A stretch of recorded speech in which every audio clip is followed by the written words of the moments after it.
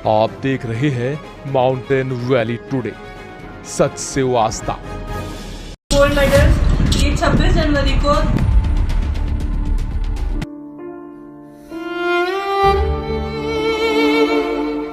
राजधानी देहरादून के फुटपाथ पर नमकीन बिस्कुट बेचती ये महिलाएं कोई आम महिलाएं नहीं हैं।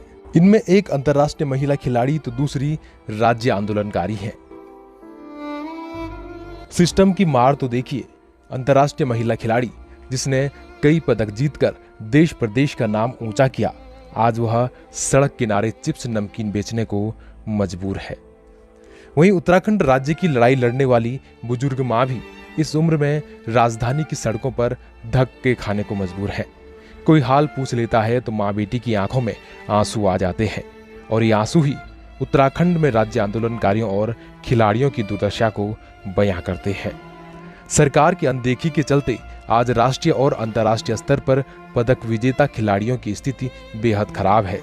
स्थिति यह है कि खिलाड़ी खेलों में पदक जीतकर कई उपलब्धियां हासिल करने के बावजूद सड़कों पर दर दर की ठोकरें खाने को मजबूर है।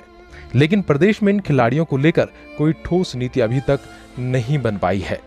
उत्तराखंड की झोली में 28 स्वर्ण पदक, 8 सिल्वर और 3 कांस्य पदक डालने वाली पहली महिला इंटरनेशनल पैराशूटर दिलराज कौर अपनी मां के साथ गांधी पार्क के समीप फुटपाथ पर नमकीन बिस्कुट बेचने को मजबूर है, ताकि वो अपना और अपनी मां का पेट भर सके।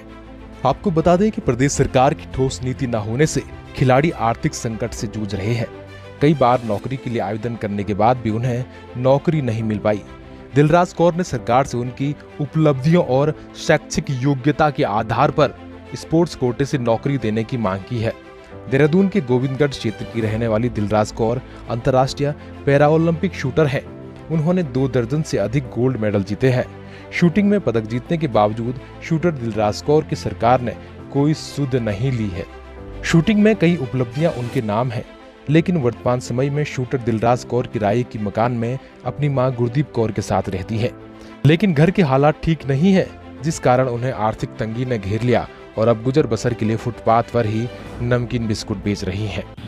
मजबूरी में बार बार यही कह रही हूँ कि मेरे घर में कमाने वाला कोई नहीं है। पापा की पेंशन हमारी इतनी हम दोनों के लिए अब नहीं होती, क्योंकि हमारे लोन भी चुकाना है, घर का रेंट भी देना है।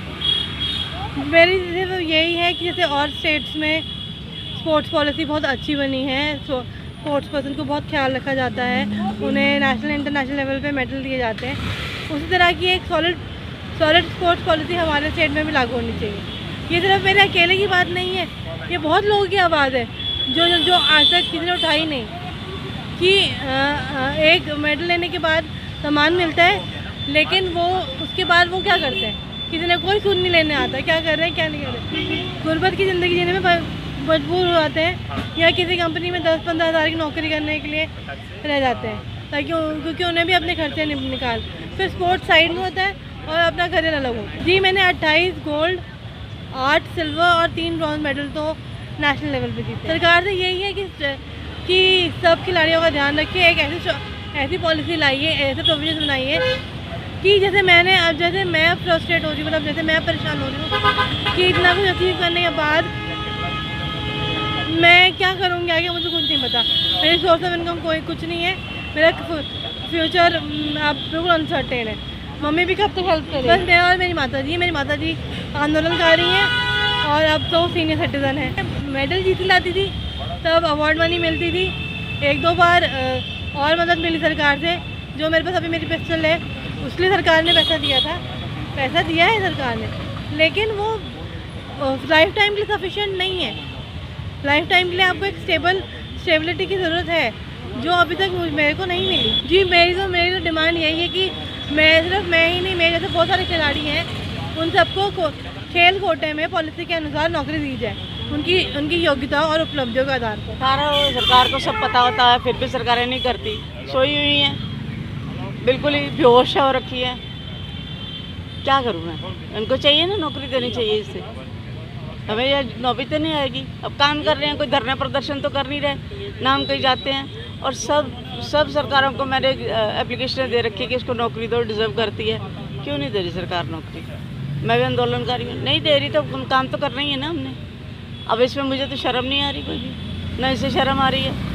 अगर जिसको शर्म आती है नौकरी क्यों नहीं देते? उनको आना चाहिए ना, और भी तो खिलाड़ी हैं ना, उनका तो सबको देख के तो सोचना चाहिए ना, ये डिज़र्व करती है ना, खेल पॉलिसी में इसे लेते हैं ना कहीं लेते हैं। इतनी है कि इंटरनेशनल हस्ती देहरादून की उत्तराखंड की होकर इसको नहीं कुछ मिल रहा, तो ये तो सोचने वाली बात है ना। बहुत करी मैंने, हरीश रावत जी को भी कहा, विजय बहुगुणा जी को भी कहा, खंडूरी जी के टाइम पे भी दिया, सब जगह एप्लीकेशन देती रही हूँ, कोई रिस्पॉन्स ही नहीं है कि क्या कमी है इसमें, क्यों नहीं नौकरी दे रहे, इसकी क्वालिफिकेशन में, इसकी मेडल में, या क्या है, इसके अचीवमेंट में कोई कमी है, क्यों नहीं नौकरी दे। आपको बता दें कि अंतर्राष्ट्रीय पैरा महिला शूटर दिलराज ने 2005 में 29वीं नॉर्थ जोन शूटिंग चैंपियनशिप में कांस्य, चतुर्थ उत्तराखंड स्टेट शूटिंग चैंपियनशिप में सिल्वर मेडल जीता। वहीं केरल में हुई 15वीं ऑल इंडिया जीवी मावलेंकर शूटिंग चैंपियनशिप में चौथी रैंक हासिल की। हैदराबाद में 49वीं नेशनल शूटिंग चैंपियनशिप में गोल्ड मेडल जीता और प्रथम इंटरनेशनल महिला शूटर बनी। साल 2004 में तृतीय उत्तरांचल स्टेट शूटिंग चैंपियनशिप में गोल्ड, कोयम्बटूर में 14वीं ऑल इंडिया जीवीएम शूटिंग चैंपियनशिप में 12 रैंक हासिल कर प्रथम महिला पैरा शूटर ऑफ इंडिया बनी। Bureau report, mountain valley today.